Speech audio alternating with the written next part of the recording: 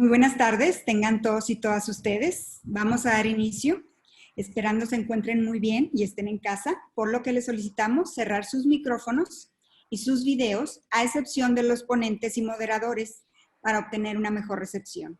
Asimismo, quiero mencionarles que para realizar las preguntas, utilicen el chat y al finalizar tendremos un espacio para la sesión de preguntas y respuestas. Así como también les haremos llegar un link en el mismo chat para que nos apoyen contestando una encuesta de satisfacción. Aprovecho y les informo que hasta el 30 de mayo tienen para actualizar la herramienta del Zoom. Por indicaciones del Zoom nos han mandado mensaje de que el 30 de mayo es el último día para actualizarlo para que pueda seguir funcionando en nuestros dispositivos. En nombre de la Escuela de Medicina y Ciencias de la Salud, TecSalud, les damos a ustedes la bienvenida al tercer foro de educación en residencias médicas y cursos de alta especialidad en el entorno de la pandemia COVID-19. En esta ocasión, el foro se titula Bienestar, Mentoría e Identidad Profesional de Médicos Residentes ante la contingencia de la pandemia COVID-19. Hoy también contamos con maravillosos talentos. Me voy a permitir presentar a nuestros ponentes de este tercer foro. La doctora Lidia Cerón Gutiérrez es médico cirujano con maestría y doctorado en Ciencias de la Salud. Cuenta con una amplia trayectoria en docencia como profesora de la Universidad de West Hill y de la UNAM. Se desempeñó en el Instituto Mexicano del Seguro Social como jefe de área de desarrollo de la investigación a nivel nacional. Y de marzo 2015 a abril 2020 como jefe de división de educación continua a nivel nacional.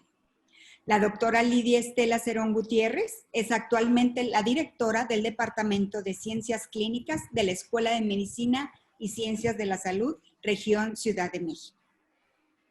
El doctor Juan Carlos Claro, médico cirujano, cuenta con una especialidad en medicina interna por la Pontificia Universidad Católica de Chile y con una maestría en medicina narrativa por Columbia University en Estados Unidos. Actualmente, el doctor Juan Carlos Claro García Atance es profesor de medicina interna, jefe de internado de medicina interna y director de profesionalismo de la Escuela de Medicina en la Pontificia Universidad Católica de Chile. También nos acompaña esta tarde la doctora Pilar González Amarante. Ella es médico cirujano, cuenta con un máster en ética para la construcción social de la Universidad de Deusto y es doctora en ciencias sociales. Ha incursionado principalmente su investigación en la rama de la sociología médica con metodologías cualitativas. Actualmente la doctora Pilar González Amarante se desempeña como consultora y como profesora de cátedra de nuestra institución, impartiendo cursos como Sociología, Ciudadanía y Democracia, así como Bioética Clínica. Se encuentra también con nosotros el doctor Jesús Armando Saucedo Torre. Él es médico residente de Ginecología y Obstetricia, R4, del Programa Multicéntrico de Especialidades Médicas, quien nos dará su opinión al final de este foro. El coordinador de esta tarde es el doctor Manuel Pérez Jiménez, médico cirujano pediatra con entrenamiento en salud global. Es Sherman de Medicina en el periodo 2019-2021 para el consorcio Universitas 21, en el grupo de Ciencias de la Salud. Y actualmente el doctor Manuel Pérez Jiménez es el decano de la región norte de la Escuela de Medicina y Ciencias de la Salud.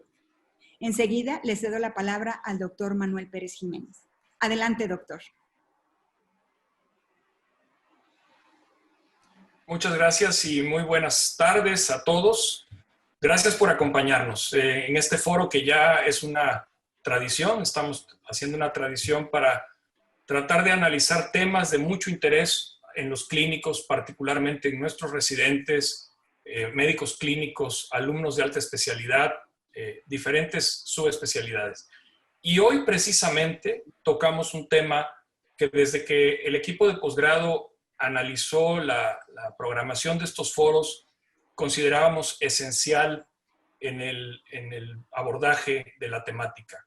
El bienestar, el acompañamiento, el profesionalismo, todas estas competencias esenciales para brindar una atención de calidad y sobre todo para entender de manera muy sensible las necesidades de los pacientes. Nuestros residentes, así como adquieren nuevos conocimientos y desarrollan habilidades, fundamentalmente tienen que ir desarrollando estas competencias, estas actitudes y valores del ejercicio de la profesión. Y para ello tenemos una tercia de invitados de primer nivel. Y estoy muy contento de contar con Lidia, con Pilar y con Juan Carlos, dos de ellos parte de nuestra planta docente, pero con una experiencia muy vasta en el tema, y Juan Carlos de nuestra querida socio y compañera Universidad Católica de Chile, que nos ha acompañado en algunos de estos foros y que compartirá también sus experiencias. Entonces, sin mayor preámbulo y dejándolos con ellos, me voy a permitir iniciar con la doctora Lidia Cerón, quien además de ahora ser parte de nuestro equipo directivo, tiene una gran experiencia docente, académica en diferentes instituciones de alto prestigio y, por supuesto, una gran posición, una relevancia en la posición que hizo durante varios años en el Instituto Mexicano del Seguro Social. Lidia, por favor, ayúdanos con tu presentación y yo regresaré con ustedes para dirigir las preguntas. Muchas gracias por la presentación.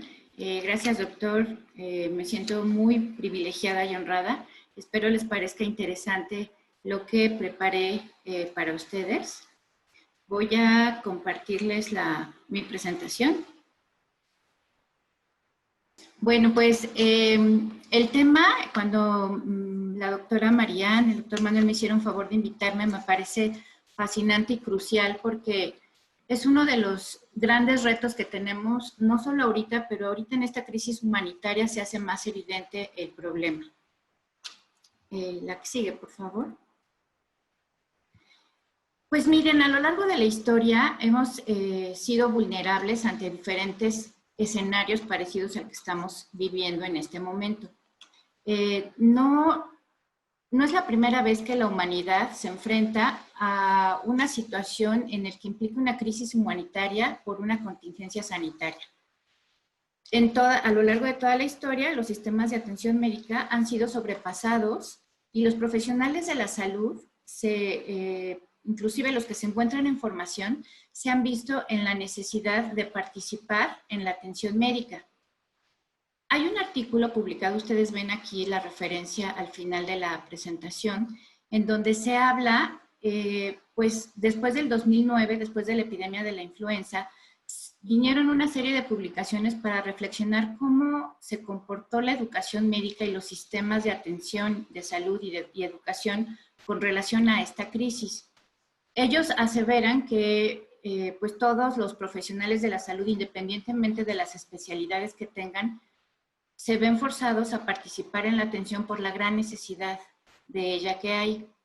Y hacer una reflexión al final en donde dicen es necesario preparar una estrategia, un plan de enseñanza con bases legales y acompañados de una guía ética para su actuar. Este artículo fue publicado después de la epidemia de la influenza en el 2009. Sin embargo, pasaron varios años, tuvimos otros escenarios similares y pues nos encontramos nuevamente en un escenario catastrófico como lo que hemos estado viviendo en los últimos meses y sin una estrategia internacional o nacional para poder contender con mejor eficiencia en esta situación. La que sigue, por favor. Pues miren, esto es algo de historia. Nosotros estuve leyendo y bueno, una de las epidemias que más dejaron antecedentes con relación a la formación y educación médica fue la gripe española en 1918. Ustedes ven en el extremo superior derecho de la pantalla que el escenario que vimos en ese momento es muy parecido, desgraciadamente, a lo que estamos viviendo en la actualidad. En ese momento, todos los profesionales, inclusive el personaje en formación, tuvieron que participar. También hemos tenido el MERS-CoV, hemos tenido ébola, hemos tenido la epidemia por el HIV, la influenza en el 2009, en el que México tuvo una participación importante por el tipo de decisiones que se tomaron, por el tipo de educación que se dio en ese momento. y ahora tenemos la experiencia con el COVID-19. La que sigue, por favor. A pesar de tantos años, desde 1918, nos encontramos en que nuevamente estamos en un momento de crisis y en un escenario disruptivo. Este es el mismo artículo, vale la pena que ustedes lo pudieran consultar después. En 1918 se refiere que debido a la gran necesidad que hubo por atender pacientes, estudiantes avanzados de medicina fueron colocados en los campos hospitalarios para atención médica y la única capacitación que se les dio fue una clase de 1 hora, hora y media sobre influenza. Esa era la única preparación que tenían e inmediatamente después iban a participar en la atención. En el caso de una pandemia en la actualidad, sabemos que tanto médicos retirados como estudiantes avanzados o cualquier profesional de la salud deberá participar en la atención médica, pero tienen que ser preparados previamente y direccionados con tareas específicas para que su participación sea un éxito. La que sigue, por favor. ¿Cómo ha cambiado la práctica médica? Bueno, pues el riesgo que nosotros tenemos exposición a enfermedades transmisibles como profesionales de la salud es un riesgo intrínseco y forma parte de la experiencia que adquieren durante la formación. Todos tuvimos de alguna manera participación en algunos de los escenarios que les acabo de mencionar. Sin embargo, en este artículo, ya en el 2019, se menciona que es deber y obligación de los profesionales de la salud acercarse a este tipo de pacientes, pero debidamente protegidos y preparados para no convertirse después en pacientes durante una crisis. En este mismo artículo, les pido una disculpa porque se desconfiguraron las fotos, se hace referencia a un estudio que se hizo en Canadá, en donde se refiere que los residentes manifestaron miedo y ansiedad por el temor a infectarse al no estar debidamente capacitados o no estar debidamente protegidos para atender esta situación. La que sigue, por favor. Bueno, y entonces llegamos al escenario que tenemos ahorita. A partir del 17 de marzo del 2020, la Association of American Medical College publica la guía para la participación clínica de los estudiantes de medicina durante la pandemia. Me imagino que ustedes la conocen, si no, ahí está la referencia. Y en este documento se plantea la suspensión inmediata de las actividades presenciales, es decir, las actividades escolares en aula, y se detiene la participación de los estudiantes de ciencias de la salud en actividades que involucren contacto con pacientes. La que sigue, por favor. En abril, 4 semanas más tarde, el 13 de abril, se hace nuevamente por esta misma asociación un nuevo documento en donde ya se establece de qué manera van a participar los estudiantes y los médicos en formación en actividades clínicas. Son muy enfáticos en que es necesario que para que participen se necesita tener una capacitación previa, contar con equipo de protección personal y disponibilidad de pruebas diagnósticas para atenderlos en caso de ser necesario. La que sigue, por favor. ¿Nosotros qué hicimos? Bueno, pues el TEC inmediatamente se esforzó y volcó toda su infraestructura en el modelo flexible digital plus del TEC para hacer una transición absoluta a un modelo educativo digital. Aquí les pongo pues lo que ya todos se nos hace familiar, las pantallas con el Zoom, pero la educación clínica ahí es en donde nosotros tenemos el gran reto. ¿Cómo hacer para continuar con la formación clínica en un escenario en el que la actividad presencial no es posible por cuestiones de seguridad? La que sigue, por favor. Bueno, en esta otra publicación, ya en este año, se habla de todo el esfuerzo científico, de conocimientos, educativo, pedagógico, que han hecho todas las escuelas de medicina y facultades para mejorar la enseñanza de la medicina. En los últimos 10 años hemos utilizado otras estrategias pedagógicas que han resultado muy eficaces, como el trabajo en equipo, aprendizaje autodirigido, desarrollo de actividades profesionales confiables, educación basada en competencia, el uso de la telemedicina, pero no nos esperábamos al COVID-19. Y llegó el COVID-19 para cambiar para siempre la forma en cómo debemos educar a los médicos y nosotros mismos. La que sigue, por favor. ¿Cómo ha cambiado la educación clínica? Miren, en esta tablita yo quise mostrarles antes de COVID, del lado izquierdo y del lado derecho con y después de COVID. Antes de COVID había una cercanía personal, nos permitía estar cerca de los pacientes para explorarlos. Ahora tenemos un distanciamiento y un aislamiento personal. Se hacía la exploración física sin equipo de protección personal, ahora con equipo es obligado el uso del equipo de protección personal. Teníamos ansiedad y miedo en escenarios clínicos críticos, como en unidades de terapia intensiva o en urgencias, pero ahora todos los actos médicos se regulan o se ven influenciados por la ansiedad y el miedo permanente tanto de los médicos y de los profesionales de la salud como de los pacientes. ¿Por qué? Pues porque actualmente todos los pacientes son potencialmente COVID positivos. Había un conocimiento abundante sobre los padecimientos a los que nos estábamos enfrentando, teníamos las herramientas cognitivas para poder contender con esto y ahora todavía no tenemos un conocimiento médico suficiente. Estamos conociendo a la enfermedad con todas sus aristas y toda la gama de posibilidades clínicas que puede implicar un paciente con COVID. Teníamos herramientas diagnósticas y terapéuticas disponibles. En este momento todavía no tenemos herramientas diagnósticas y terapéuticas. ¿Había cura en la mayoría de los padecimientos? Actualmente todavía no tenemos una cura para COVID-19. La que sigue, por favor. Esto sin duda nos presenta un escenario completamente diferente, un ambiente clínico disruptivo. COVID-19 llegó para cambiarnos la vida, la visión y la forma de actuar en todas las esferas de nuestra vida y a nosotros como profesionales médicos también. Y llegamos entonces a la pregunta, ¿qué puedo hacer como educador médico? Como educador médico, desde siempre y como médico, tratamos de procurar el bienestar en su máxima expresión, en todas las esferas en las que podemos atender a un ser humano. La doctora María me hacía el énfasis de tratar de abordar estas esferas que es el físico, el mental, el emocional y el profesional laboral. Pero ¿cómo lo podemos hacer? ¿Cómo podemos procurar este bienestar en nuestros médicos residentes y en nuestros médicos en formación cuando estamos ante un escenario y un ambiente clínico disruptivo? La que sigue, por favor. Fíjense que yo he preguntado a médicos residentes, esto me ha hecho pensar que podemos hacer una investigación educativa bastante interesante utilizando la narrativa. Y yo les pregunté simplemente a médicos residentes que están participando en atención médica, ¿qué has sentido y cómo has vivido en las zonas COVID? Estas son, la diversidad de respuestas ha sido muy interesante, muy dramático, me ha hecho reflexionar mucho al respecto.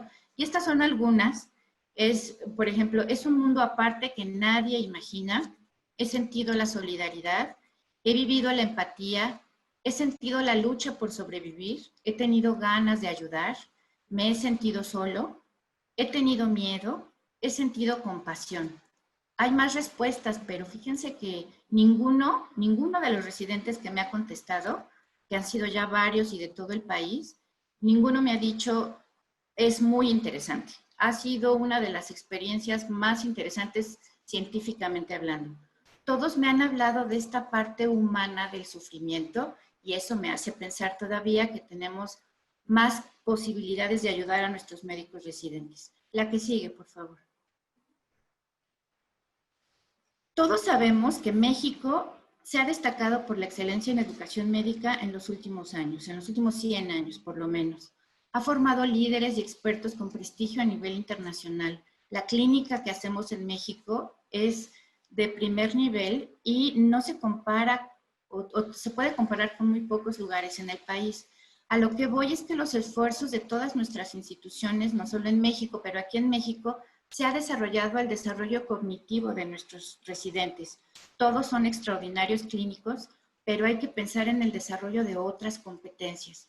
Por ejemplo, la resiliencia, la asertividad, la autoestima, la comunicación interpersonal eficiente, la resolución de conflictos, el liderazgo, la práctica profesional empática y los valores con los que puedan ellos ejercer su práctica médica. La que sigue, por favor. Creo que nosotros podemos incidir en dos niveles. Uno puede ser a nivel de educador, cuando estamos con los residentes persona a persona en el escenario clínico o ya fuera del escenario.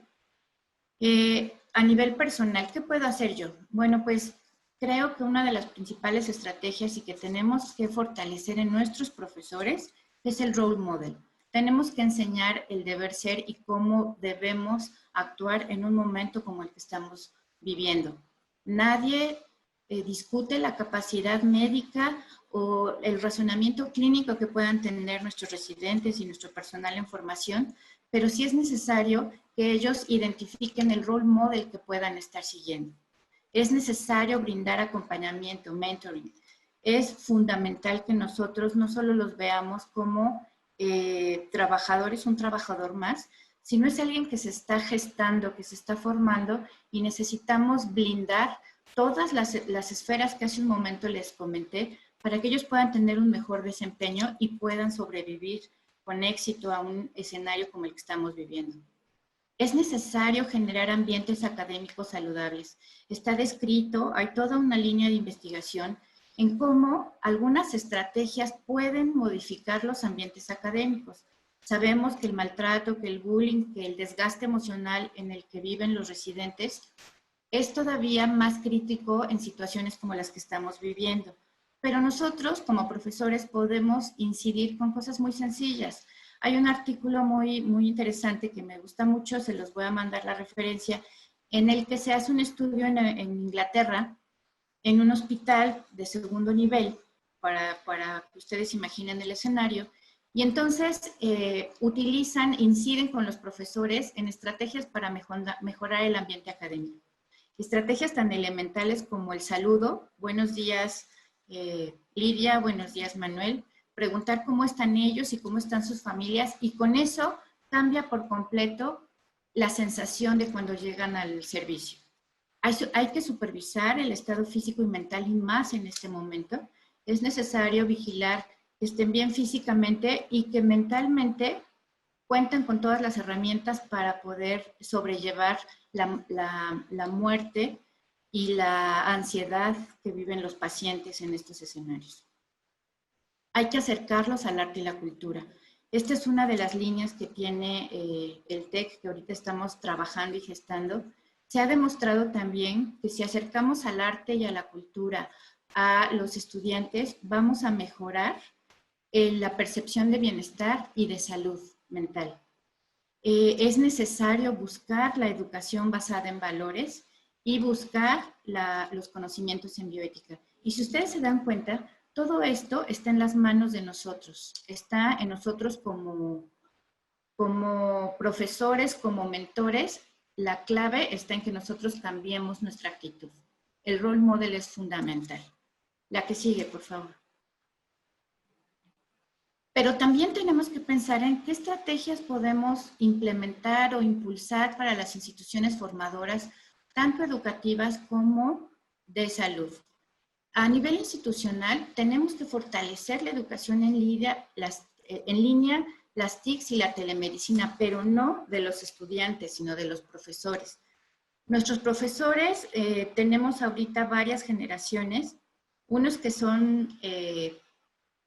han llegado a esta nueva era tecnológica y es para ellos sencillo utilizar las nuevas herramientas. Pero hay otros profesores que se les hace más difícil y estos profesores en estos momentos fue necesario que forzaran su ingreso a esta era digital. Entonces creo que necesitamos hacer un programa de profesionalización docente para fortalecer estas competencias docentes. Hay que generar alianzas interinstitucionales para procurar seguridad a los médicos residentes y de todo tipo. Instituciones que no se dediquen a la salud, instituciones como grandes empresas cibernéticas que puedan ayudarnos con productos para mejorar la educación a distancia. Y esto lo digo porque con COVID-19 va a ser muy difícil que volvamos a la realidad que vivíamos antes. Necesitamos encontrar un modelo híbrido en el que mientras no haya cura y no haya una vacuna, es necesario asegurar y fortalecer la seguridad, garantizar la seguridad de los pacientes de nuestros médicos residentes, de nuestros médicos en formación y también de nuestros profesores. Entonces, estoy segura que vamos a tener que acercarnos a un modelo híbrido educativo y eso va a requerir mucha capacitación docente y muchos recursos económicos. Por eso necesitamos alianzas interinstitucionales. Es necesario crear y pensar en un nuevo modelo de atención y educación durante alguna contingencia o desastre y no esperar a que llegue nuevamente una tragedia de la magnitud que está llegando para que nosotros podamos desarrollar un plan de respuesta ante la contingencia o desastre que estamos viviendo. La que sigue, por favor. Un minuto, doctora Cerón, por favor. Sí, es la última. Esta es mi reflexión. La tomé del prólogo del libro de los retos de la educación médica en México, en donde dice, el individuo exitoso no es el que sabe más, es aquel que mejor se adapta a los cambios y este es un cambio fundamental al que tenemos que adaptarnos y tenemos que enseñarles a los residentes a que se adapten. Yo estoy convencida que si formamos mejores personas, vamos a formar mejores médicos. Muchas gracias, creo que es la última. Muchas gracias, Lidia, por tu interesante presentación. Creo que nos deja cuestionamientos y reflexiones muy, muy buenas. Y para no extendernos más, le voy a pedir a Juan Carlos Claro, al cual le rectifico nuestro agradecimiento por aceptar esta invitación, que nos presente su perspectiva. Sabemos, muchos tenemos ya hoy día información por todos los medios, pero evidentemente el conocer un modelo como el que están haciendo allá en Chile, creo que nos ilustraría más y nos daría otras herramientas para poder analizar estas competencias que estamos desarrollando. Juan Carlos, por favor, adelante con tu presentación. Muchas gracias, Manuel. Muchas gracias a todo el equipo TecSalud por la invitación. Vamos a ver si esto funciona. Parece que sí. ¿Se ve la presentación o no? Sí, muy bien. Adelante. Baja. Y nada más ponerla en modo presentación, doctor. Excelente. Ahí. Gracias. Gracias a ustedes. Bueno, gracias, como decía, a todo el equipo TecSalud por la invitación. Yo voy a hablar del uso de la narrativa médica, medicina narrativa, enfocado sobre todo en cómo podemos usarla a nivel de formación de residentes o de la práctica clínica que hacen los residentes a lo largo de todo el país y todos los días, en primera línea, ¿cierto? Voy a partir hablando de la importancia de las historias. Si uno lo piensa, las historias son el modo principal a través del cual nosotros experimentamos y transmitimos el significado de nuestras vidas. En la práctica podemos decir que nos comunicamos con otros a través de las historias.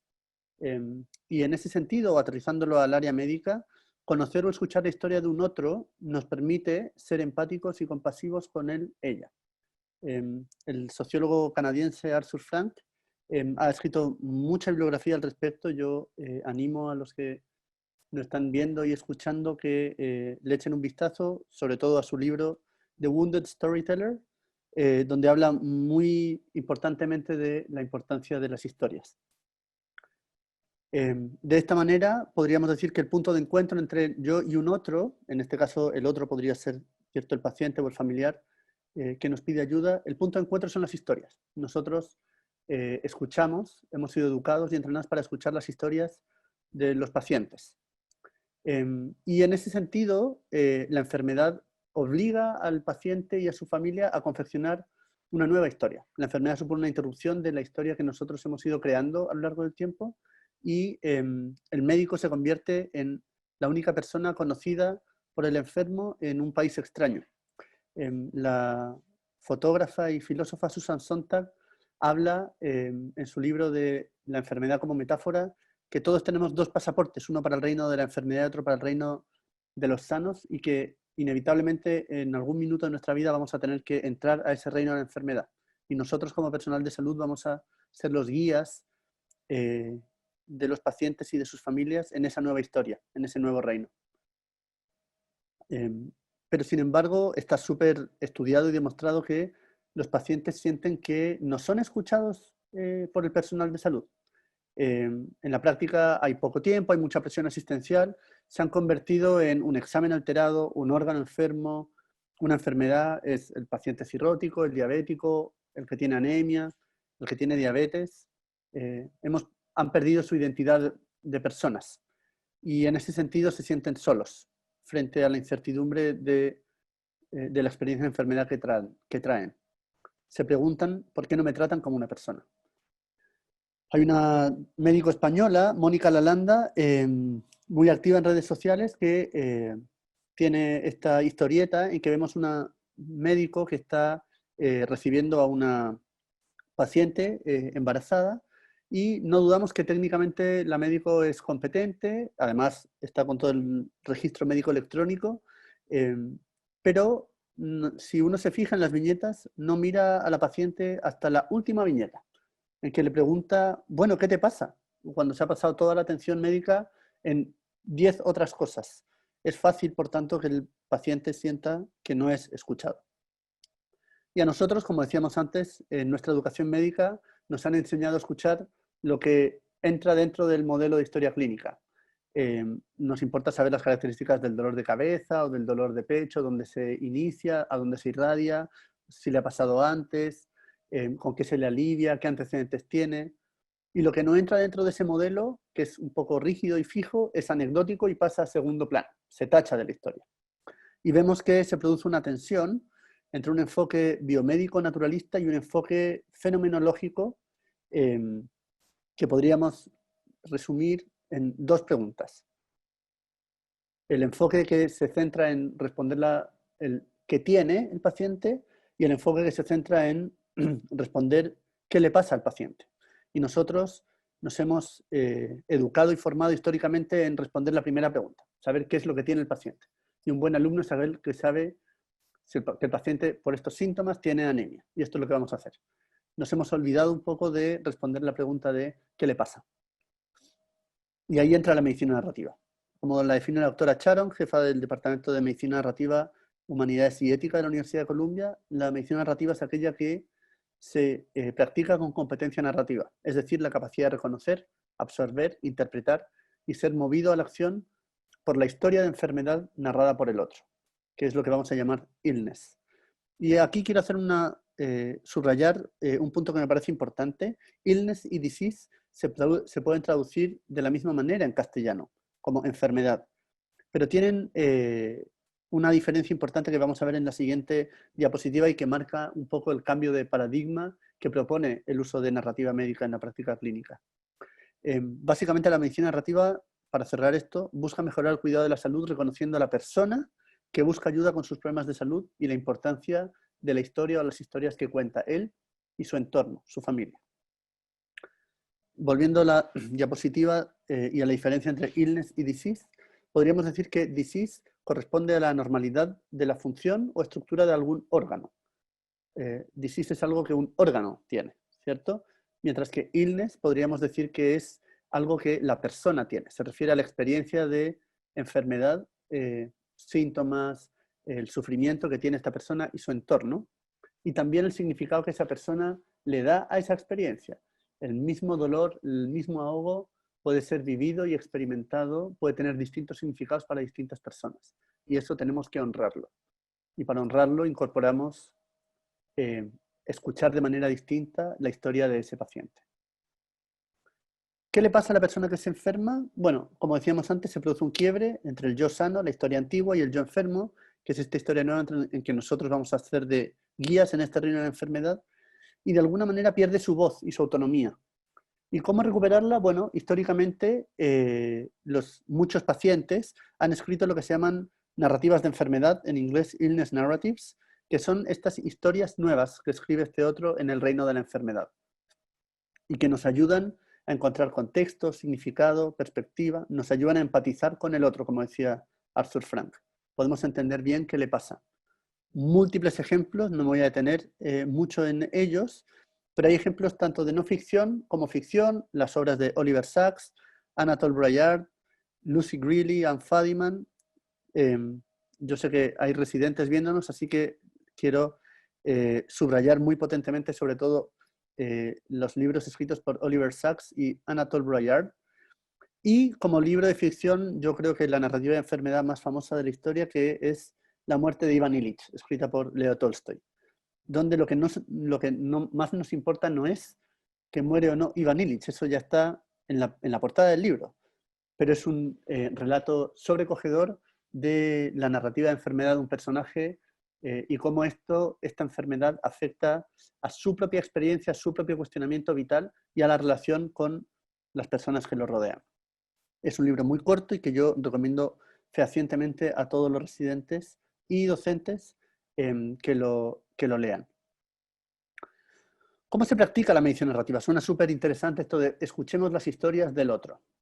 Bueno, sin duda, todo parte por la atención, ¿cierto? Una escucha muy activa en que absorbemos o recogemos lo que el otro nos cuenta y para eso nos convertimos en vasos o jarras como estas que vemos en la imagen, donde cada uno de nosotros tiene formas distintas porque somos distintos, ¿cierto? Pero lo importante es vaciarnos para recoger lo que el paciente nos quiere contar.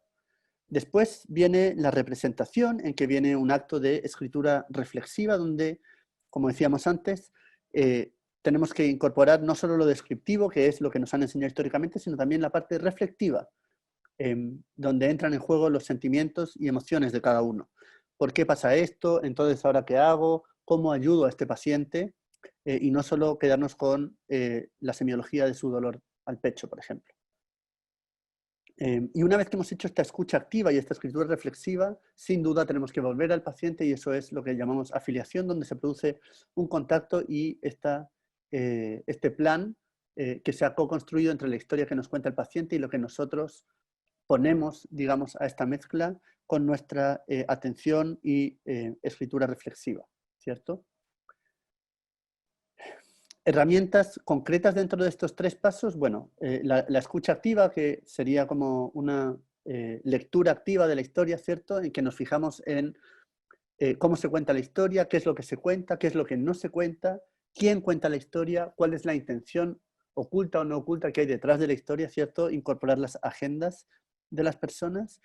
Y súper importante, como decía antes, escuchar quién cuenta la historia. No es lo mismo cuando la historia la cuenta el paciente o un familiar suyo.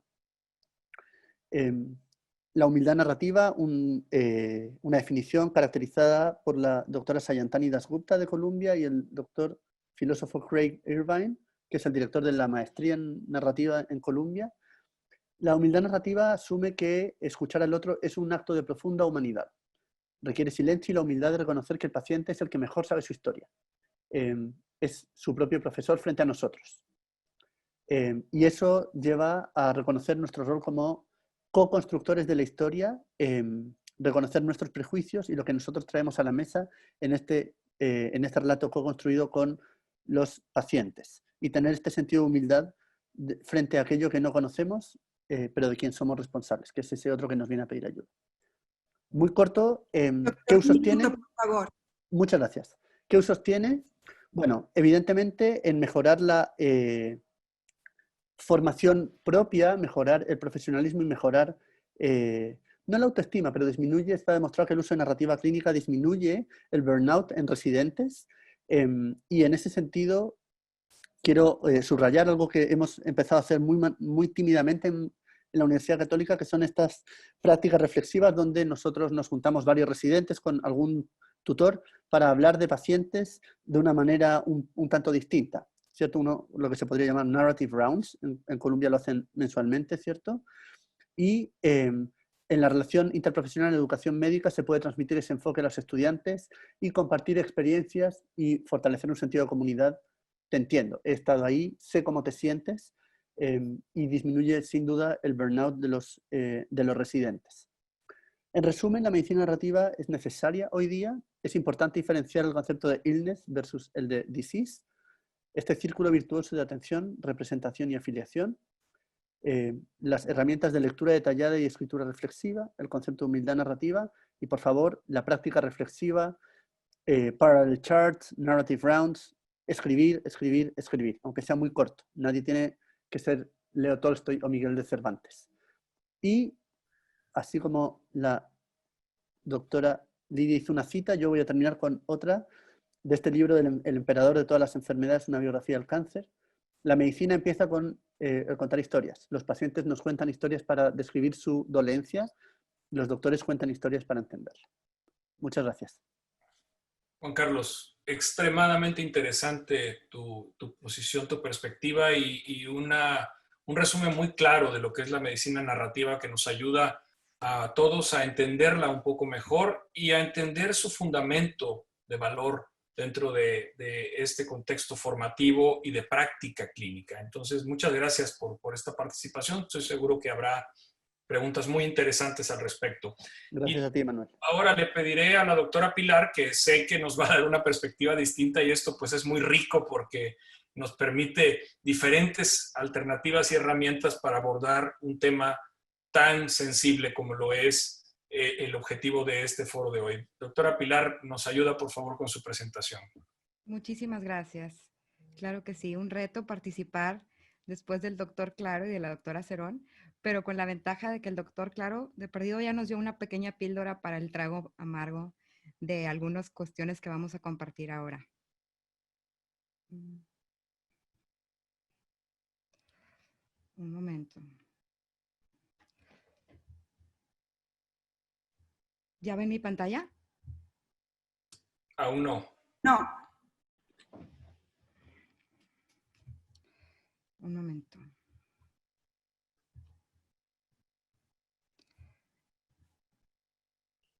Es que no me da la opción. Si quieren, Aquí está. nosotros ok. Creo que ya me la dio, pero no me permite accesar a mi PowerPoint. ¿Sí me ayudan doctora ustedes? Pilar, por favor. Sí.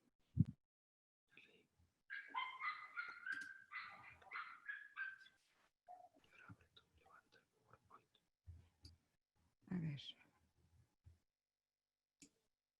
Ya la tenemos ahí, ya nada más. Excelente, ahí está. ¿Pero ven la mía o ven? Ay. Ok, bueno. Yo tengo, ahí ven que se mueve la presentación. Sí, así está viéndose. Sí, ya se ve muy bien. Perfecto. Bueno, una disculpa.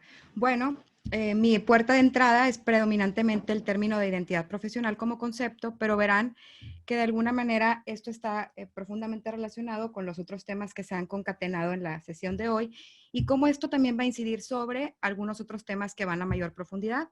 Sin embargo, yo de verdad atesoro estos 10 minutos que son de oro. Agradezco profundamente el poder tener este foro para compartir estos conceptos y como ya anticipaban, estos conceptos tienen esta cualidad de ser un poquito como transdisciplinares, es decir, incorporan la educación médica, pero haciendo una especie de amalgama o de hibridación disciplinar con la perspectiva de la sociología. Para empezar, el concepto de identidad profesional, muy complejo, muy discutido, aún inacabado, pero hoy por hoy lo que podríamos referirnos o para entenderlo es cómo se es profesional, qué significa ser médico o ser médica. Y algunas premisas básicas o perlitas sobre este concepto es que la identidad profesional se construye perennemente, es decir, nunca tiene fin. La identidad profesional se construye definitivamente cuando los médicos o médicas en formación están en este proceso de adiestramiento formal, pero también cuando se insertan al ámbito laboral. Y entonces también algo muy interesante a subrayar es que este proceso de identidad profesional se construye de manera consciente, pero también inconscientemente. Y se construye a pesar de que nadie lo busque intencionalmente. Y esto es un poco para mitigar esta cuestión de cómo se ha vuelto un tema de súper vanguardia en la medicina académica, pero no quiere decir que antes no se hacía. Y algo muy importante que casi me faltaba explicar es el término de socialización. En estos términos, no vamos a pensar en la socialización como este concepto coloquial que implica estar con los amigos o con los cuates, sino desde la perspectiva sociológica. La socialización es un proceso por el que cualquier individuo pasa para efectivamente formar parte de una sociedad. Entonces tenemos que hay un proceso primario de socialización desde que somos pequeños, porque si no seríamos como Mowgli, el niño de la selva. Entonces, de manera que podamos integrarnos a la sociedad, tenemos que hablar un idioma y acatar ciertos roles o ciertas funciones, ciertos comportamientos para ser activos miembros de la sociedad. Ahora bien, este proceso se vuelve a realizar en términos de lo profesional cuando una persona va a adscribirse a un grupo, a una corporación, a un rol distinto. Y de la misma manera tiene que aprender una serie de cosas para poder funcionar efectivamente en ese rol. Y entonces, si vemos cuál es esta socialización profesional, este esquema nos dibuja solamente el caminito. Hay literatura que habla de que incluso antes de que una persona ingresa a la carrera, al empezar a consentir ciertas motivaciones o al empezar a imaginar o tener ciertas expectativas sobre cuál va a ser su rol profesional, ya empieza un proceso de presocialización. Pero este oficialmente arranca en el ingreso a la carrera de medicina. Varía un poco dependiendo de los programas, pero muchísimos estudios coinciden que el hito clínico, es decir, el momento de inmersión a la etapa clínica, es súper característico para catalizar este proceso de identidad profesional. De ahí hay dos posibles trayectorias. Hay quienes, finalizando el grado de medicina, se insertan al ejercicio profesional, o como en este caso, que la educación de posgrado en las residencias de especialidad continúan un proceso formativo antes de insertarse formalmente al ejercicio profesional. Pero aquí este diagrama sirva para extender cómo esta socialización profesional es perenne, ¿no? Les decía que esto ha sido un trending topic en la medicina académica y sin embargo yo quisiera problematizar dos que tres cositas desde la sociología. Una razón por la que se estima que este ha sido un tema muy, muy popular es porque ya tenemos varias décadas que ha habido como cierto recalibración o quiebre entre la profesión médica y la sociedad, como si empezara a haber unas demandas que no se están cumpliendo y entonces todos volteamos a ver a la educación médica como esa panacea o esa solución que tenemos que modificar en la fórmula para empezar a resolver estos problemas que se suscitan después. ¿Cómo hacemos médicos más competentes, más humanos, más éticos, etcétera, ¿no? Y entonces, bueno, ahí está también una premisa que es cierta, y si bien la investigación lo constata de que es una herramienta o un abordaje muy útil, pues no es el único, dado que los problemas a los que nos enfrentamos son complejos. Y bueno, también la otra cuestión de esta medicina académica se centra mucho desde esta perspectiva muy normativa, muy prescriptiva, cómo deberían ser los médicos, pero muchas veces no lo abordan desde la perspectiva crítica y comprensiva de decir realmente cómo ocurren las cosas. Sí, a todos se nos podría ocurrir una bonita esquema o diagrama o incluso algún currículum que parezca muy ad hoc, pero a lo mejor está faltando considerar las complejidades del contexto. Por ejemplo, aquí hay uno de los artículos que ya lo problematiza. Y bueno, este no es el hilo negro. Sabemos que los residentes son una población en circunstancias sui generis, al mismo tiempo que son estudiantes de posgrado, al mismo tiempo desempeñan un rol asistencial de alta expectativa, en una faceta pseudo laboral en donde reciben una beca, pero no están adscritos a un trabajo normal o regular. Llevan a cabo jornadas laborales prolongadas y extenuantes, están en un ambiente de alta competitividad. Por la naturaleza de la profesión están expuestos a riesgos sanitarios. Como sabemos, son una población vulnerable en cuestiones de salud mental, alta prevalencia de burnout, alta prevalencia de depresión, suicidio, abuso de sustancias. Por un estudio que hice también me he dado cuenta de la fuerte carga que representan las expectativas familiares con respecto al rol de los médicos y su desempeño. Están malabareando además en esta etapa de vida que suele ser muy importante en balancear otros aspectos de vida personal. Manejan mucha incertidumbre sobre su próxima inserción laboral, sobre estos temores y estas posibilidades, estas oportunidades, y por lo general, pues no siempre cuentan con suficientes redes de apoyo. Y aquí, por ejemplo, es también subrayar aquellos médicos residentes que se encuentran lejos de casa, lejos de familia. Suelen tener una situación económica precarizada, por lo menos en lo referente a lo que reciben de beca, y sobre todo si lo comparamos a otros pares profesionales que se desempeñan en otras profesiones. Entonces, no es novedad, pero no es bueno obviarlo porque entendamos que entonces aquí están nuestros residentes y luego, encima de esto, llega una crisis de esta magnitud. Y como sabemos, las pandemias y las crisis lo único que hacen es exacerban las problemáticas sociales, aumentan las brechas. Aquí hay un par de noticias, para no quemar a nadie aquí, de Estados Unidos, pero que habla de lo mismo. Es decir, de alguna manera la cultura médica está relativamente homologada en la cultura occidental, aunque evidentemente hay particularidades según el país y obviamente también según las instituciones particulares. Pero aquí, ¿de qué habla? Hay una chica, una doctora residente de medicina interna, que de manera pues muy activa empieza a participar en redes sociales y se vuelve un fenómeno. denunciando cómo están expuestos a jornadas extenuantes con el salario mínimo y sin la protección adecuada. Entonces, esto es solamente para entender cómo una situación de esta solo exacerba esta situación tan delicada. Y si nos pusiéramos a pensar y empatizar un poquito con qué les aflige, ya lo platicaba un poco la doctora Cerón, pues podrían estar preocupados por su propia salud, por su vida incluso. También por el riesgo de contagiar a su familia. Estarían sobrellevando sufrimiento emocional, miedo a cometer errores, porque recordemos que parte de su vulnerabilidad es que son los menos entrenados o capacitados. Estarían lidiando con problemas de su vida personal, posiblemente estresados por la evaluación, la carga moral o ética de las decisiones que han estado tomando. Se sorprenderían, pero más del 90% de los alumnos de medicina se preguntan sobre la elección de carrera y no sería raro encontrar que en momentos así de críticos también lo hagan los residentes.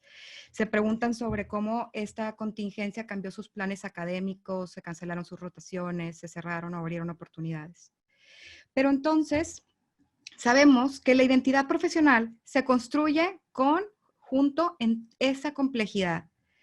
Entendamos al residente con todo ese halo. Y como dice esta frase, pues los residentes están construyendo activamente su identidad profesional a través de las interacciones con pacientes, con mentores, con colegas, en ambientes de aprendizaje complejos.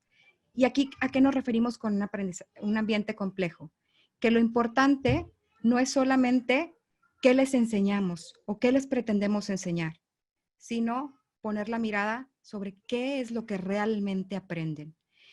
Numerosos estudios han hablado de cómo el currículo informal, es decir, no aquel que está oficialmente dispuesto en los programas, sino el que se enseña 24/7 en los pasillos, al lado del paciente y en todo momento, y el currículo oculto son los más poderosos para socializar, en la socialización. Y esto hace que cuando no están bien alineados el currículum formal y los otros tipos de currículum, haya tensiones importantes. Un estudio nos dice, el estudio de mi propia tesis doctoral, de hecho, habla sobre cómo estos residentes, al vivir estas tensiones, que pueden ser tensiones disculpen, ya voy a terminar, tensiones por expectativas, tensiones por dificultad o tensiones de fondo, realmente están buscando negociar, acoplar, ser estratégicos para acomodar todo esto que les ocurre, y a través de estas tensiones es como precisamente empieza a construirse la identidad profesional. Eso quiere decir que ante la marea, entre más agitada esté, precisamente como están, es cuando los residentes más están aprendiendo. ¿Qué aprenden? Evidentemente no solamente las competencias técnicas y biomédicas, como ya veíamos, aprenden muchísimas otras cosas que tienen que ver con el cómo ser médicos. Y entonces ya se nos fue el tiempo, pero solamente recordar que la responsabilidad está tanto en el aspecto individual del individuo, su responsabilidad profesional y su autorregulación, y en las instituciones. Y ya, como decía, nos habían dado un par de píldoras para recordar cómo las narrativas y la mentoría definitivamente son unos aliados. Aquí está el programa actual del TEC de Monterrey, la propuesta, el correo de la doctora Mariana Cordero Díaz, por si alguien quiere contactar. Y esto. Gracias. Muchas gracias, Pilar, por esta tan interesante y retadora presentación, porque al final a todos nos concierne, desde el individuo y por supuesto como parte de las instituciones. Y bueno, yo me quedaría con 3 conceptos muy importantes, ¿no? Lidia habló del mentor, Juan Carlos de la narrativa y Pilar de la identidad. Y como nosotros, entre otros muchos conceptos, pero nosotros hemos enfocado el objetivo de este foro a la cuestión formativa, pero no podemos olvidar que ese contexto formativo de nuestros residentes y clínicos en formación tiene que ver estrictamente con un proceso de atención, y este binomio es indisolvible, no se puede quitar uno del otro. Entonces ahora en 5 minutos, el gran reto de nuestro invitado residente, Jesús Saucedo, es darle hilo conductor a estas expresiones de nuestros ponentes, pero yo sé que no hay reto que no puedan resolver nuestros residentes. Entonces, Jesús, te dejo la palabra para que tú en estos 5 minutos nos des tu opinión, que ya se ha hecho una tradición y que además es la esencia de este foro, la opinión de los residentes. Claro que sí, doctor. Muchas gracias. Muy buenas tardes a todos. Muchas gracias por la invitación. La verdad es que las tres ponencias excelentes. Sin duda, un orgullo pertenecer a esta institución que se preocupa por los residentes, que se preocupa por hacer este tipo de sesiones y sobre todo también pues, por incluirlos y por invitarnos pues, para conocer qué es lo que nosotros opinamos y cómo nos sentimos. La verdad es que, pues como menciono, fueron tres ponencias muy importantes. Como mencionaba la doctora Lidia Cerón, pues sí es una situación que nos está sobrepasando a lo mejor en muchas medidas, no únicamente en las medidas hospitalarias, sino también en estamos siendo sobrepasados en algunos otros ámbitos, en el ámbito personal, en el ámbito profesional, en el ámbito educativo, pero yo pienso que el hecho de tener el apoyo que nos está brindando la institución desde varios ámbitos, desde el sistema de mentoreo en el que podemos tener el apoyo de nuestros maestros más directamente y más personalmente, yo creo que es un punto invaluable, ya que, pues bueno, yo platicando con compañeros de otros programas de residencias, es algo que no todos los programas de residencias tenemos y nosotros afortunadamente en el tecnológico contamos con este sistema de mentoreo que depende también de cada uno de nosotros cómo lo aprovechemos, pero es sin duda un gran apoyo. Y como menciono, no únicamente eso, sino que el tecnológico pues, ha demostrado su apoyo con los residentes desde también el apoyo para ayudarnos para conseguir el equipo de protección personal, el gran trabajo que hicieron para poder llevar las clases de una manera digital. Como mencionaban, puede ser que haya médicos que ya estamos más adecuados a los sistemas tecnológicos y otros que no tanto, pero pues se ha notado la mano del tecnológico para que todos puedan participar, para que todos puedan continuar dando sus clases y para que todos podamos seguir obteniendo pues la información de nuestras clases y poder seguir con nuestra formación académica y la formación asistencial con los equipos de protección pues que nos dan. Yo pienso que uno de los puntos más importantes y que a mí más me llamó la atención de esta sesión y que se mencionó en varios puntos y en varios momentos, pues es la empatía. La empatía, el ponernos en los zapatos del otro, yo creo que es una de las más grandes herramientas que podemos tener a nuestro alcance y sobre todo yo pienso que como residentes el trabajo en equipo, el apoyarnos entre los mismos residentes, el apoyarnos con nuestros maestros, el apoyarnos con nuestros profesores. Yo creo que eso nos puede llevar a poder, a que si ahorita estamos sobrepasados por la pandemia, pues nosotros poderla sobrepasar. No dejar que la pandemia nos gane, sino nosotros poderle ganar a esto. Otro punto muy importante también que yo pienso es la adaptación a los cambios. El cómo nos hemos estado adaptando, el saber que probablemente ya lo que conocíamos como normalidad ya no va a volver a ser lo que conocíamos anteriormente. Pero pues bueno, también esta adaptación que debemos de tener, pues vaya, el trabajo que hacemos día con día que nos permita adaptarnos a las nuevas circunstancias que se vayan presentando. En cuanto a la presentación del doctor, claro, la verdad yo quedé impresionado. Esta cuestión de la medicina narrativa era algo que yo sinceramente y personalmente no conocía hasta el momento en el que me pasaron el temario del que íbamos a hablar, que me puse a revisar un poco de lo que era la medicina narrativa y ahorita ya con la expresión del doctor, claro que ya me quedó pues ya más asentadas las bases de lo que significa esto. La verdad, yo creo que es una herramienta importantísima que yo creo que todos la tenemos, yo creo que todos la conocemos, yo creo que todos todos buscamos siempre la empatía, escuchar al paciente, pero hay veces que se nos olvida cómo, hay veces que lo dejamos pasar un poco, ya sea por el trabajo, por el cansancio, pero yo creo que ya cuando te lo dicen ya directamente, ya cuando te lo explican, te queda muchísimo más claro la idea. Y a mí, pues la frase que más me impactó, yo diría que es lo de la humildad narrativa.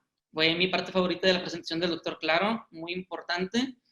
Y pues bueno, la identidad. También la identidad de sabernos médicos, de sabernos residentes, de sabernos especialistas, de sabernos estudiantes de medicina, pero sobre todo de sabernos personas, que estamos atendiendo personas y no un órgano ni una enfermedad. Muchas gracias, Jesús. Excelente comentario. Creo que has hecho una opinión muy relevante en relación a los temas que son muy amplios y realmente nos queda muy poco tiempo y quisiéramos extendernos porque han sido tan interesantes las presentaciones y hay mucho que discutir. Hace 25 años nadie hablaba de esto.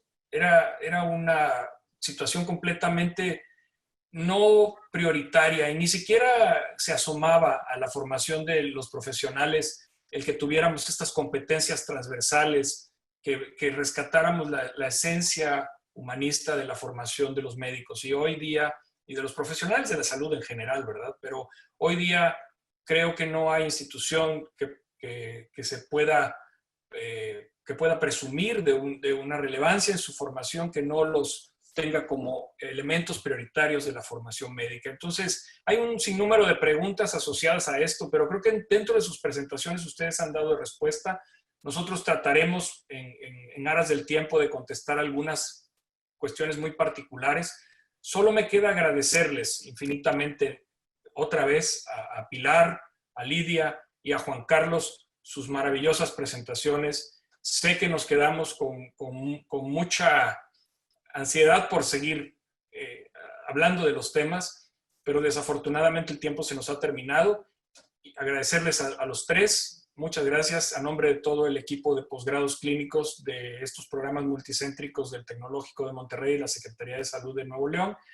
Invitarlos la próxima semana a nuestro horario habitual. Recuerden que esta semana cambiamos el horario y creemos que a la 1 de la tarde es mucho más accesible para todos. Tendremos un foro muy interesante de puros residentes. Entonces, invitar a todos a que nos acompañen y agradecer a todos que se hayan conectado con nosotros este día. Muy buenas tardes. Gracias. Muchas gracias, doctor Manuel Pérez. Recuerden contestar la encuesta de satisfacción, es muy importante para darles los temas primordiales e interesantes para todos ustedes. Agradecemos muchas gracias a todos. Que fueron maravillosos. En nombre de la Escuela de Medicina y Ciencias de la Salud, TecSalud, les deseamos muy buenas tardes y quédense en casa, cuídense y que estén todos muy bien. Buenas tardes. Gracias. Buenas tardes.